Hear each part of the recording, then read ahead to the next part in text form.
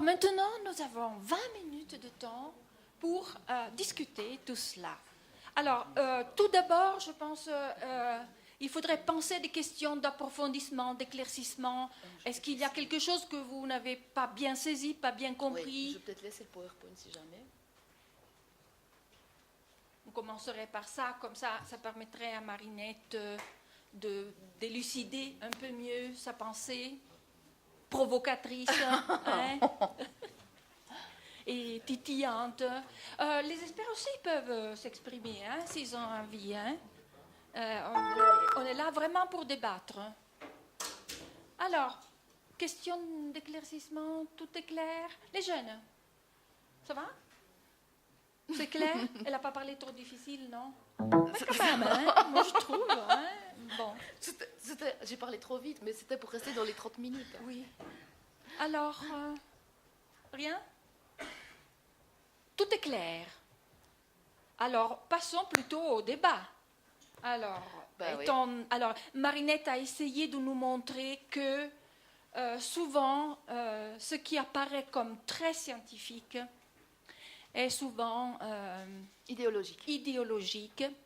Et c'est vrai que plus on lit parfois des recherches, plus on voit que les chercheurs trouvent exactement ce qu'ils recherchent et pas autre chose. Non bon. Elle a montré qu'il y a des biais dans un éloge excessif des avantages parfois du bilinguisme, mais qu'il y a un biais idéologique aussi dans un retour vers des idéologies monolingues. Et tu as dit également nationaliste, hein, un retour. Voilà. Bon, alors, allez. J'ai bien envie de commencer, Marinette. Tu tends beaucoup de perches, donc voilà, nous allons nous... Voilà, donc deux, trois choses. Je pense qu'il n'y a pas un retour des idéologies monolingues, je pense qu'elles ont persisté. Et je suis assez d'accord justement avec les mythes de François Grosjean. Ce qui a changé, effectivement, la recherche a montré beaucoup de choses. Il y a des recherches plus ou moins sérieuses, quel que soit leur ancrage disciplinaire, national, idéologique. Bon, tout n'est pas très sérieux, mais il y a quand même des recherches sérieuses qui montrent quand même, comme le dit Hélène Bialystok, il y a quand même un corpus qui montre qu'il y a des avantages psychocognitifs, ou en tout cas des stratégies particulières. Il y a des études sérieuses qui montrent qu'il y a quand même des bénéfices économiques, si on pense à notre collègue François Grain, qui a quand même pu examiner à contexte égal, hein, c'est-à-dire par exemple pour la Suisse, effectivement, avec telle langue ou telle combinaison de langues, on gagne plus. J'entends des études assez sérieuses qui le montrent. Maintenant, évidemment, je crois qu'il y a une grande différence entre ce que la recherche montre et ce que les contextes valorisent ou ce que la pratique favorise. Et où je dis que ça n'a pas tellement changé, c'est que l'école, je ne parle pas de l'école du Val d'Ost en particulier, j'aurai l'occasion d'y revenir, qui, à mon sens, est depuis très longtemps, ou a été il y a 30 ans déjà, très en avance sur beaucoup de choses, mais l'école, de manière générale, continue à séparer beaucoup les langues, à avoir des discours sur des langues en particulier. L'économie aussi, c'est même pas quand on encourage la diversité linguistique, c'est pas forcément la diversité linguistique, c'est telle et telle langue. Alors le français éventuellement, l'anglais, l'allemand, l'italien dans certains contextes, etc. Et donc c'est cette attente sur certaines langues en particulier qui est restée très forte. Et donc finalement à l'école aussi, même s'il y a plusieurs langues dans l'école, parfois on va les évaluer pour elles-mêmes, avec des attentes particulières sur chaque langue. Et ce n'est pas tellement qu'on ait un discours, une attente, un moyen de valoriser le plurilinguisme en tant que tel, en disant, finalement, on va travailler plurilingue, évaluer le plurilinguisme, faire quelque chose du plurilinguisme. Très souvent, on parle de langue en particulier. Alors, je ne vais pas faire très long, mais deux choses. Il y a eu quand même des études qui ont montré, même sur le terrain, que le plurilinguisme pouvait apporter quelque chose, que les langues seul, même l'anglais seul, n'apporte pas. Les Britanniques eux-mêmes ont fait un rapport au début des années 2000, c'était le Nuffield Inquiry, où ils montraient que les Britanniques, quand ils allaient faire des affaires dans le sud-est asiatique, tout se passait en anglais, mais ils avaient tendance à perdre des marchés parce que leurs interlocuteurs, quand ils parlaient anglais, avaient 2-3 langues derrière, tandis que les Britanniques parlaient seulement anglais. Il y a beaucoup de codes qu'ils n'avaient pas, ils ne comprenaient pas ce qui se passait, ils avaient l'impression d'avoir les bonnes stratégies, ils avaient les mauvaises stratégies. Ce n'était pas une question de langue, tout se passait de manière unilingue. Mais ils avaient le fait qu'ils n'aient jamais été confrontés eux-mêmes à d'autres langues, à d'autres cultures, les rendait incompétents sur un certain nombre d'interactions. Et ça, je trouve assez intéressant qu'on puisse aussi le montrer. Et alors, un mot sur le rapport Hesser, qui, je ne sais pas quelle est là, je ne connais pas vraiment le profil de l'auteur du rapport, mais il y a... C'est un sociologue. Oui. Donc il n'est pas du tout linguiste. Non, ça mais se voit. là, ça se voit. Ouais. Ça se voit. Il n'est pas Ça du tout se voit. linguiste et comme Ouais. sociologue, je pense aussi qu'il n'a Ouais. il a pas tout lu. Hein. Donc, parce que d'opposer, à mon sens, l'idée que la langue soit une langue de communication, une langue symbole, on voit ce que ça veut dire. Mais l'opposition est stérile à un moment donné aussi. Parce que finalement, quand on dit langue de communication, ça veut dire quoi? Là aussi, il y a un stéréotype qui reste, ou un mythe qui reste, qui est entretenu tous les jours quand on dit combien de langues tu parles. Une langue, c'est pas juste une langue qu'on parle et qu'on parle à un certain niveau. On peut la parler plus ou moins, mais moi j'aime bien dire combien de langues tu lis, combien de langues tu comprends, à combien de langues tu t'intéresses, combien de langues il y a dans ta famille, etc. Et il y a des personnes qui revendiquent une langue, même comme langue active, sans forcément la parler tellement chaque jour. Et ce n'est pas uniquement un symbole. Parfois, c'est parce que c'est un symbole, mais parfois on a des langues dans sa vie actives au niveau pratique, qu'on ne va pas forcément parler, mais qui sont des langues qui ne sont pas uniquement des symboles pour autant. Et je trouve que là, on réduit un peu aussi les fonctions que peuvent remplir les langues dans une vie. Et là, je pense qu'il y a aussi des mythes qu'on entretient un peu tous dans les langues, dans les questions ordinaires qu'on se pose autour des langues. Mais j'arrête là. Mais je peux brièvement répondre. Moi, je suis tout à fait d'accord que ça nous choque en tant que linguistes et sociolinguistes de voir une conception des langues comme ça. Mais je pense que c'est aussi intéressant pour nous, linguistes et sociolinguistes, de savoir comment les autres voient la langue, parce qu'on n'est pas les seuls autorisés à avoir un discours légitime sur les langues. Donc ça nous oblige aussi à nous décentrer et peut-être aller discuter avec des sociologues pour confronter nos conceptions. Ensuite, sur cette histoire des études qui montrent, moi je suis absolument persuadée qu'il y a effectivement des avantages économiques et des avantages cognitifs pour le bilinguisme quand ça se passe dans de bonnes conditions. Mais je me demande si l'enjeu, dans les politiques linguistiques éducatives, est-ce qu'il est vraiment là? Est-ce qu'on doit thématiser cette dimension-là dans le cadre des politiques linguistiques éducatives? Moi, je ne pense pas que c'est le premier argument à mettre en avant. Le premier argument, c'est quand même une question d'équité. C'est-à-dire qu'un enfant qui parle une autre langue que celle de l'école à la maison, l'école devrait, d'une manière ou d'une autre, tenir compte de cette langue et ne pas faire comme si elle n'existait pas. Et ça, c'est vrai pour des migrants en Allemagne ou en Suisse, mais ça peut être vrai aussi pour un enfant qui parle le franco-provençal et qui arrive à l'école. Qu'est-ce que la maîtresse va faire avec le franco-provençal? Il y a plein de solutions à partir de là. Qu'est-ce qu'on va faire de la langue? Mais pour moi, c'est plutôt quelque chose qui est lié à l'équité sociale, de ne pas couper un enfant de la moitié de son répertoire linguistique parce qu'à l'école, on parle telle langue et pas une autre, ce qui lui donne beaucoup moins de billes, de ressources pour pouvoir mener à bien ses apprentissages. Donc là, il y a un enjeu. Et je pense que l'école ne sait pas vraiment quoi faire avec les langues qu'elle n'a pas vocation à enseigner, peut-être. Parce que c'est peut-être pas à l'école d'enseigner le franco-provençal. Mais qu'est-ce que fait l'école avec le franco-provençal? Et même chose avec les langues de la migration. Absolument. Ou avec les langues de la migration. Absolument. Ou avec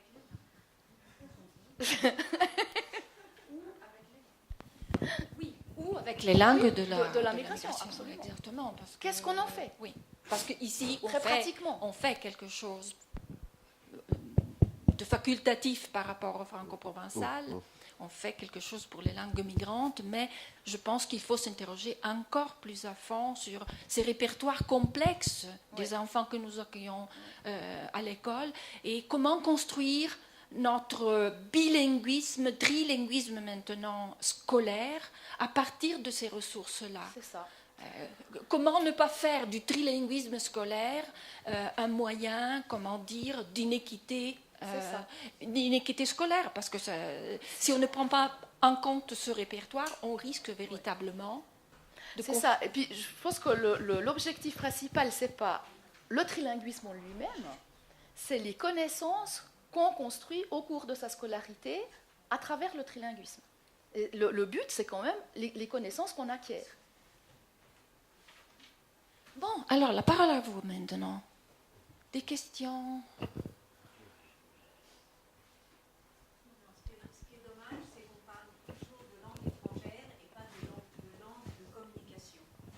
Ce qui est dommage, c'est qu'on parle toujours de langue étrangère et pas de langage de communication. Quand on le mettra sur le langage de communication, peut-être qu'on verra ça d'une autre manière. Le fait de dire langue étrangère, c'est étranger, c'est bizarre. Donc il y a toujours une connotation un peu on a peur, disons, de peur, de perte de langage, je pense. Vous pouvez dire vos noms comme ça? Oui, alors Evelyne Parouti. Oui, Marina Fay. Alors, juste une précision, vu qu'on a parlé donc des langues à l'école, des langues minoritaires, des langues de migration. Alors, je partage bien sûr ce qu'on a dit et je crois vraiment qu'il est important sur l'enseignement du français, de l'italien, de l'anglais, mais aussi une sorte d'éveil aux langues. Bon, je crois qu'on aura le temps d'en parler, mais c'est vraiment un peu la politique linguistique qu'on est en train à travers des cours de formation aussi, de proposer donc aux enseignants et donc dans tous les établissements justement pour une question d'équité. Donc déjà avec les tout petits à l'école maternelle, proposer cet éveil aux langues à travers, je ne sais pas, le CARAP par exemple. On a bien parlé maintenant du cadre, mais je crois du Conseil de l'Europe, mais je crois que là, il y a vraiment des instruments qu'on est en train de travailler sur ça pour promouvoir vraiment la valorisation des langues et des cultures dès les petits, en faisant participer aussi les familles à l'école maternelle, vraiment pour valoriser et pas, comme disait justement la collègue, ce ne sont pas vraiment des langues étrangères. Ce n'est pas que je dois enseigner le roumain ou bien, je ne sais pas, le franco-provençal forcément à l'école ou le valser. C'est-à-dire qu'il y a une dignité, voilà, aussi du point de vue de l'identité. Donc je crois que là, la question, vraiment, il faudrait l'approfondir, mais on va vers ce sens donc, de valorisation. Oui, je pense que valorisation, c'est très important. Mais je pense que d'un point de vue de l'apprentissage des langues, là, on a des experts qui peuvent me démentir. Il y a, je crois, un pas de plus à faire. C'est-à-dire, c'est vraiment comment utiliser les ressources. La valorisation, voilà. c'est ça. C'est qu'est-ce qu'on en fait pour apprendre. Donc il y a un aspect cognitif là. C'est pas juste valoriser. Parce que si tu valorises simplement au niveau identitaire, mais tu n'utilises pas ces ressources qui sont là, si tu coupes l'enfant de ces ressources, Ophélia Garcia a une métaphore qui était très, très intéressante. Elle disait, les enfants bilingues à qui on ne permet pas d'utiliser la langue qu'ils ont à la maison et tout, c'est comme un musicien qui jouerait de la batterie et à qui on ficelle, on colle le bras au corps et on lui dit tu tapes avec un seul bras. Non donc, je crois qu'il y a maintenant des méthodologies qui vont un peu plus loin que simplement l'awareness, la prise de conscience. Mais Mariana voulait dire quelque chose. Je pensais également à l'éveil aux langues et en vous entendant parler, moi j'ai eu l'occasion, ça fait déjà quelques années, j'ai fait mon mémoire de master sur un projet qui a été repris d'ailleurs en Vallée d'Aoste, le sac d'histoire. Absolument, mais en fait...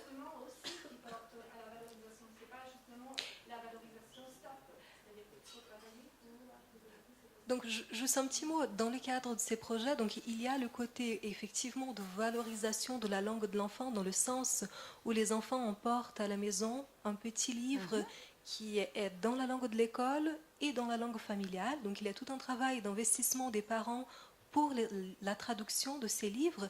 Et ce qui a été fait à Genève et qui me semble du coup tout à fait intéressant et qui fait les liens entre valorisation et apport cognitif, c'est qu'on a proposé des activités ensuite où par exemple la maîtresse choisissait des mots-clés de l'histoire et par exemple donc c'était toujours des mots-clés accompagnés des déterminants ou alors des verbes. Enfin, on choisissait des catégories grammaticales précises.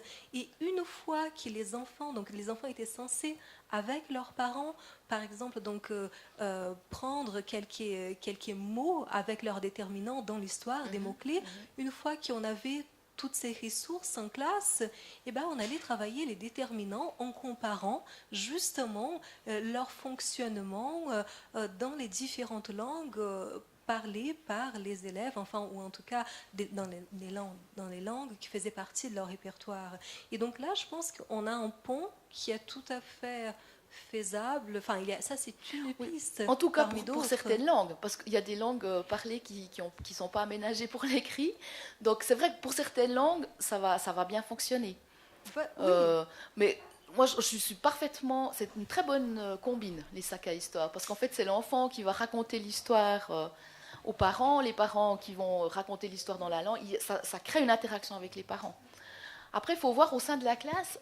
Quand on est dans des villes dans des quartiers très divers linguistiquement, ça recrée aussi une inégalité entre les enfants qui ont une langue qui s'écrit, où il y a un livre avec ces deux langues, et puis d'autres enfants qui n'ont pas forcément cette langue. Et ça, c'est vrai que, en même temps, on peut pas...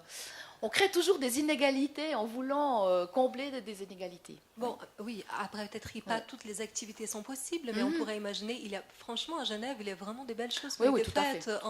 Donc, les parents enregistraient les histoires pour que justement ça soit entendu et que ça soit le plus équitable possible. Et après, je pense qu'il ne faut pas non plus, il faut pas séparer cognition, il y a un côté identitaire qui est extrêmement important et je pense que ces choses-là vont de pair aussi. Donc je me sens valorisée dans ma langue d'origine et j'apprends mieux aussi parce que je suis mieux dans mes baskets. Je ne peux pas me couper de ma langue une. Et je trouve que, juste pour revenir au rapport dont tu as parlé, quand il disait, il y a des choses de genre le lien entre l'accent dans la langue seconde, il le maintient de sa langue première. Il y a des choses juste... Mais c'est vrai que c'est très choquant. Mais à contrario, moi j'ai des discours de migrants indiens en Suède, bon c'est une famille, où le défi pour le père, c'était qu'on ne le repère pas comme un locuteur indien quand il répondait au téléphone. Il voulait absolument passer pour un locuteur suédophone. Cette question de l'accent étranger, il y a certaines personnes pour qui c'est vraiment un problème. Il y en a d'autres, pas du tout. Oui, sauf que ça ne passe pas par la perte, par l'abandon de sa langue première. Il a beau l'abandonner, il conservera toujours l'accent en L2. C'est ça. En plus. Encore quelques minutes, quelques interventions, d'autres réactions.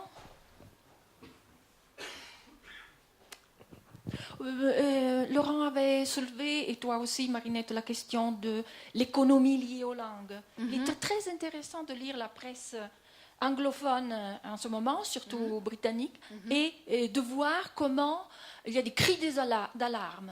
Ah là là là là là, nous avons seulement l'anglais, il faut vite se mettre à l'étude d'autres langues, alors que malheureusement, ici en Italie, on s'est complètement aplati et aligné au seul anglais.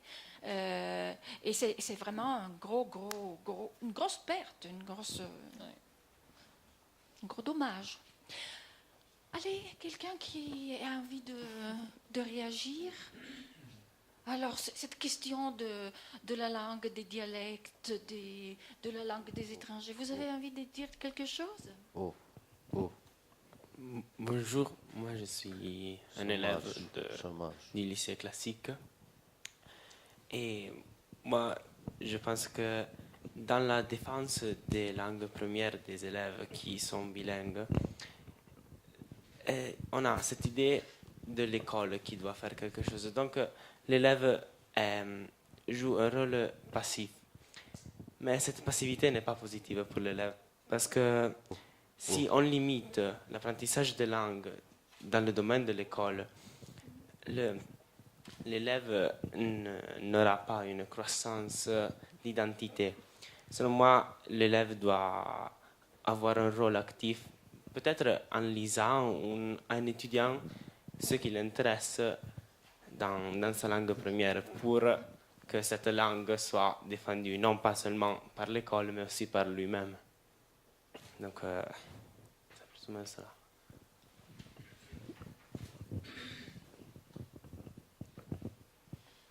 Mais je peux juste avoir une précision sur votre intervention. Vous dites par exemple, on devrait, je ne sais pas, mettons un élève qui parle albanais à la maison. Il devrait pouvoir, par exemple, dans le programme d'histoire, quand on parle de la Deuxième Guerre mondiale, par exemple, lire quelque chose en albanais sur la Deuxième Guerre mondiale. Oui. Même s'il est à l'école où il y a le bilinguisme français-italien.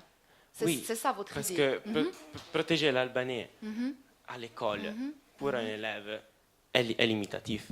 Ouais. Tandis que si l'élève fait une activité de recherche dans dans cette son langue, domaine, absolument. dans sa langue, Absolument. il va protéger en premier fait. sa Et son ça, c'est identité. une manière d'utiliser justement, enfin de faire quelque chose en utilisant la langue familiale dans un but qui est d'apprendre quelque chose sur la Deuxième Guerre mondiale.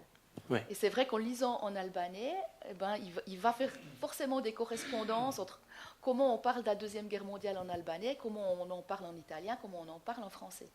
Donc il verra qu'il y a des mots qui se retrouvent, il verra certainement qu'il y a des différences d'une langue à l'autre. Et ça c'est un travail intelligent et qui exploite bien le plurilinguisme, effectivement. Alors, dernière question. Vous êtes enseignant, il y en a beaucoup ici parmi vous. Hein. Avez-vous des problèmes, du mal, des difficultés justement à travailler avec les répertoires exotiques parfois des enfants qui arrivent en classe? Ou est-ce que vous vous débrouillez sans problème? Et alors donnez-nous les recettes.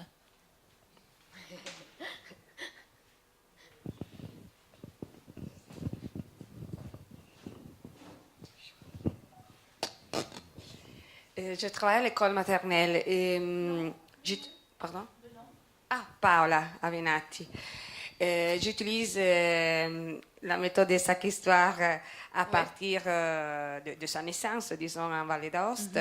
Et moi, je voudrais vous demander, vous avez parlé de comment utiliser les langues, pardon, dans un sens cognitif. Parce que nous, on travaille déjà par rapport à la valorisation des langues, de l'identité, et on a déjà fait beaucoup de parcours dans ce sens. Mais si on peut aller au-delà, je souhaiterais si en Europe existe déjà d'autres méthodes plus avancées qui vont au-delà de la valorisation, est-ce que vous pouvez les illustrer, nous dire, nous renseigner là-dessus? Alors là, je pense que c'est Laurent qui peut le mieux répondre à cette question, parce que justement, comment on utilise la langue dans des tâches scolaires de telle manière que ça aide à développer des connaissances dans la discipline, tout en explorant davantage la langue dans laquelle on fait cette tâche mathématique, par exemple.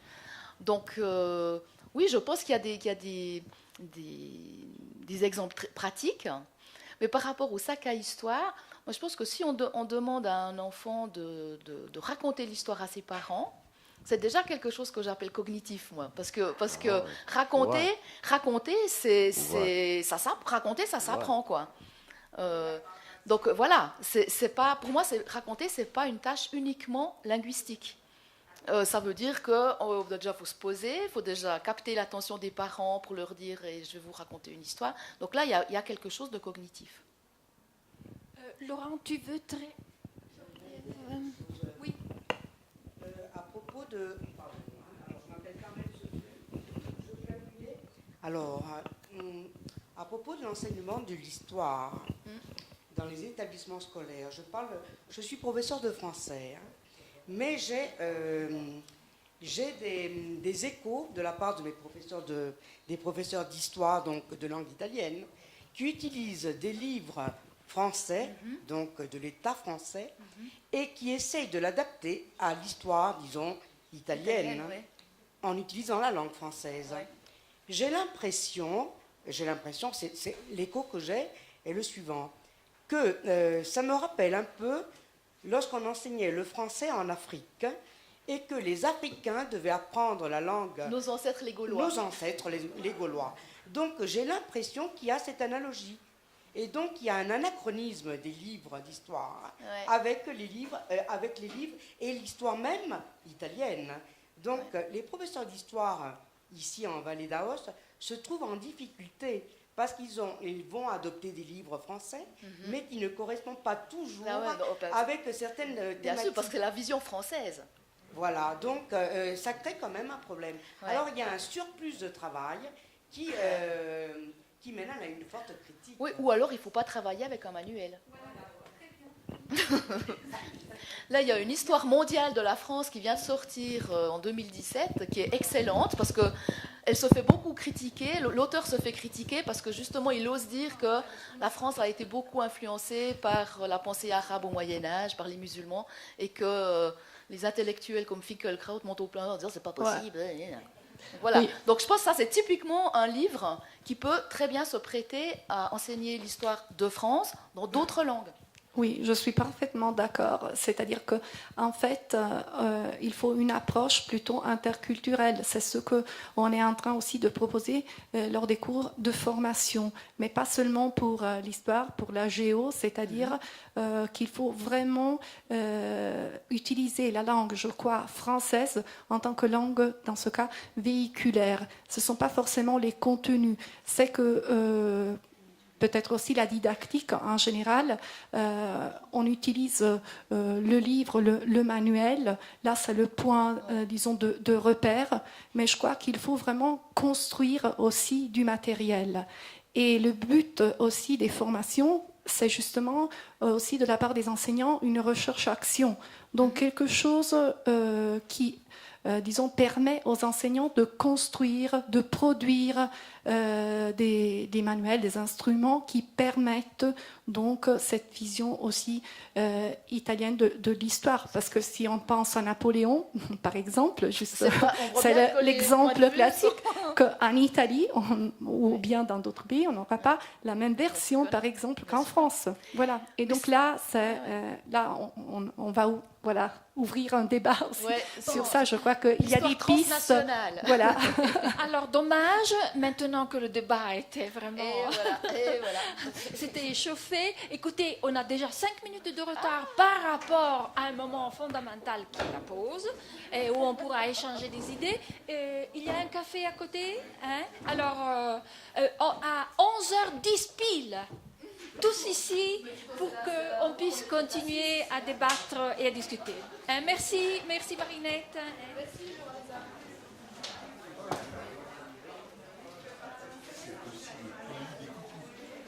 Coucou ici.